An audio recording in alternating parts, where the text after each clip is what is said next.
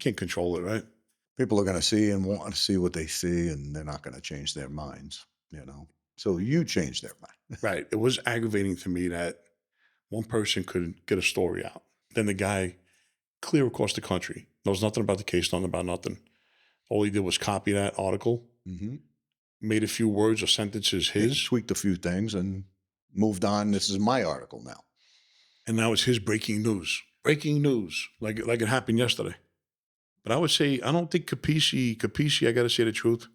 I don't ever remember him or any of his writing style to like do that. Like say Joe Rogan's the OG of podcasting. He's the OG of organized crime reporting. Yeah, Yeah, mob genre, if you will.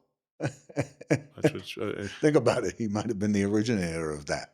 in the It podcasting was world. You called pull Gangland was the article. So right now you go to his website. I don't even know why I'm plugging them in, but yeah, it's all Gangland right. News, Yeah. .com.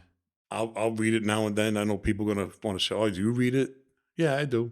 Sometimes I'll peruse. I don't wait for it on Thursdays. Like, oh, I can't wait to see what Thursday's gonna be, because I don't care. To wrap up about that case, Yeah. I think it's a bullshit case. I think what they're making it sound like, oh, once things calm down and then And the reality lawyers go to sets the in. Yeah. table and say, hey, what do you want to do here? Let's make a deal. Yep. Right? Yeah. Makes sense. I mean, Like the car dealership. Let's make a well, let's deal. make a deal. Come Yeah. on. You got the closer in there going, boss, you got to make this deal for Forget me, man. Forget the advertisement you've seen. Forget the ad in the paper. I know the ad says 10 grand off. We're not doing that. You test drove the car. You like it? Yeah, okay. Yeah, you like the How car. You long you don't been- like the payment. Come with me. How long you been looking now? You just know each other for a while, right? Yeah. And then at the end of the day, you go, all right, wrap it up. Yeah, Right? you don't want to shop no more, do you? I used to tell people that, aren't you tired of shopping? Don't you want to deal with all these knuckleheads again?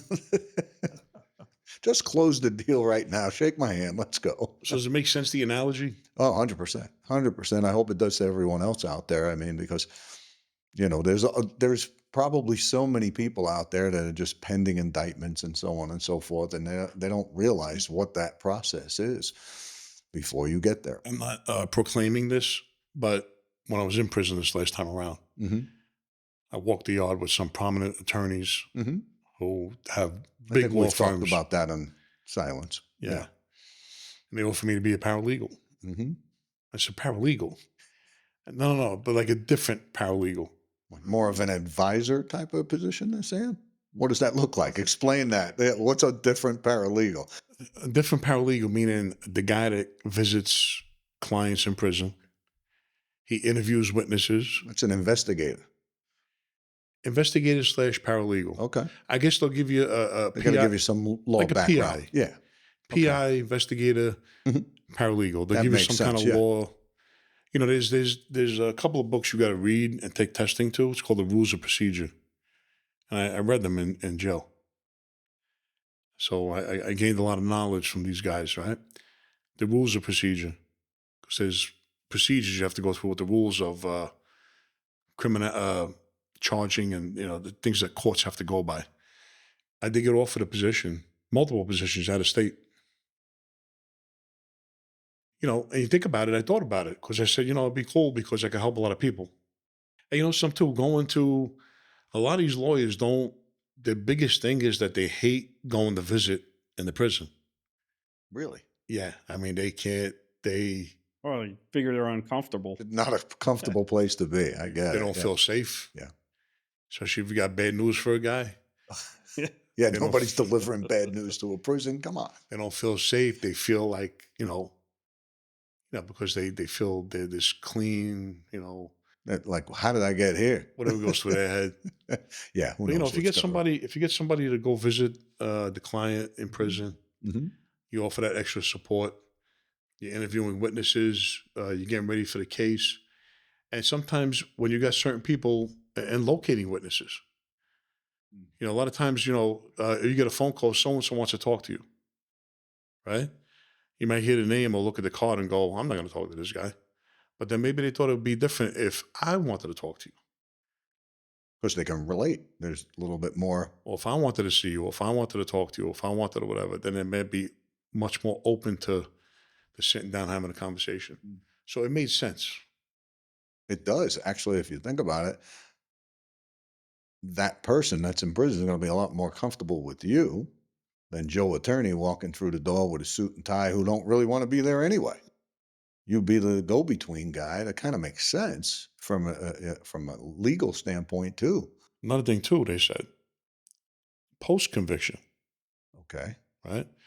A lot of guys still retain their lawyers because they don't know what to expect when they get inside. So also serving as that link to prepare somebody to go into due time, I never looked at it like that. That's huge. post-conviction. So you get a lot of, let's say, a lot of white collar cases. The guy usually is out on bail, on bond. After the case is done, he agrees to take a plea. Now he has to go in and turn himself in. Well, that guy has a lot of questions and a lot of concerns. Who's he call? He calls his lawyer up. His lawyer just goes, well, I don't know. You know, Yeah, I don't know that. he doesn't know the prison side of it. No. Well, they felt like I could offer that service. Their firm could offer that service where I could take a guy from post-conviction and say, okay, this is what to expect when you knock on that door. You know, go over all his medical conditions, go over all the things that he has to prepare for, go over all his questions and concerns, and give him give him guidance through the whole thing. Yeah. And also for him to call.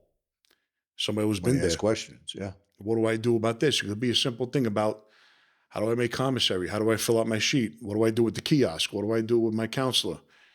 What do I file this? What do I file that? I have a problem. What do I file? Also to get inside the jurisdiction of the BOP, because the BOP has a different legal system.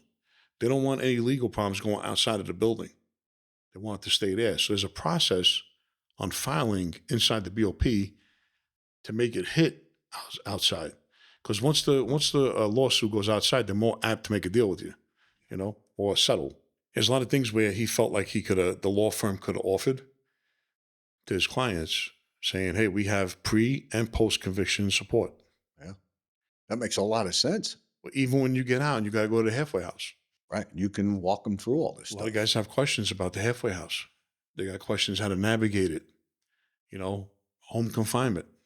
You know, it hasn't been a thing that I haven't been through. Yeah, the whole process. You can walk them through and set them up to be successful at it, if there's such a terminology, to be successful in Yeah, prison. instead of the guy goes in, I seen guys come in like get just total wreck. They're just lost. I mean, had Well, nobody life to has been call. taken away from them. They're calling people to find out. It's just nobody they knew And anything. the prison doesn't offer anything like that to make, excuse this expression, make the stay a little bit easier. Isn't there like the guy who's like in prison and you get there and he kind of like There's always shows you a someone few to kinda things show or you the whatever and ropes. that's it or something. So, Yeah.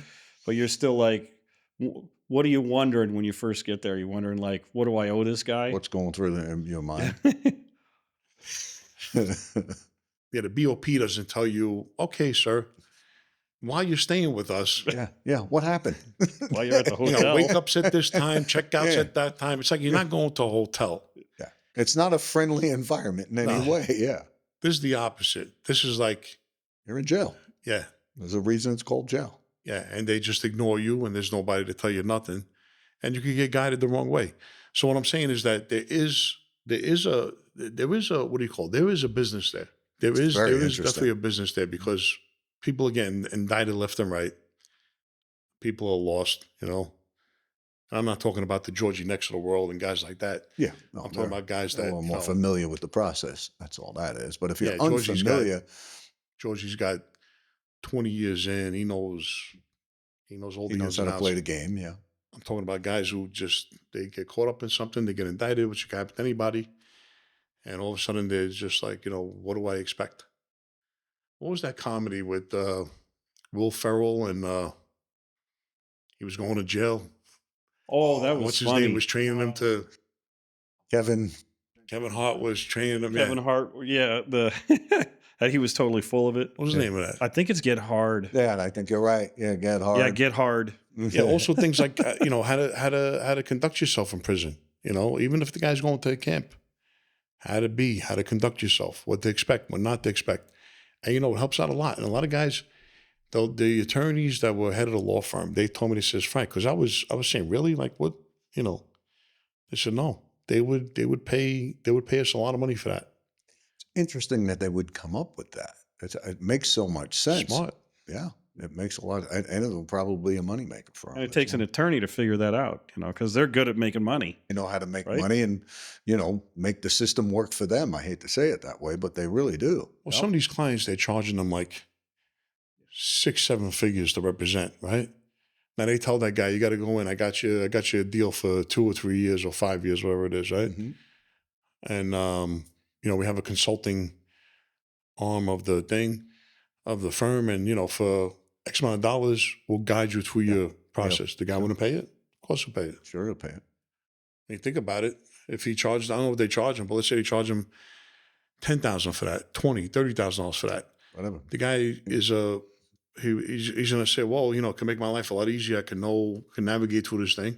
It's worth the money at that point. Really would be. That deal makes a lot of sense. It really does. So what I did was I really considered it. And I says, I'm going to do it, And then the parole office, I can't, I'm still on federal probation. We can't talk too Have a deeply good into relationship this with thing. them. I don't want to ruin that. Yeah, thank goodness. I mean, really, They wouldn't allow me out of the state. So I couldn't, I decided not to do it. But who knows, down the road, I might maybe offer a service like that where people could come to the podcast and they could say, hey, this happened to I'm me. going to jail. Yeah.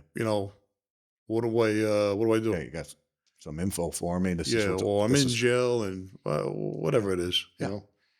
That was something that did come up. That would help a lot of people. It really would. Because there is these little things, these little nuances in there that you learn as you go. And if you would have known that, right, you would have been so much farther ahead. Right. You prepare for something that you know about. Well, especially with medical conditions. There's things that, let's say you have a medical condition, right, and you walk in with a medical condition. Well, if you don't have the proper paperwork in hand, or you don't get the proper paperwork to the proper department, you got to start over. So you got to get diagnosed all over again. And that could take months.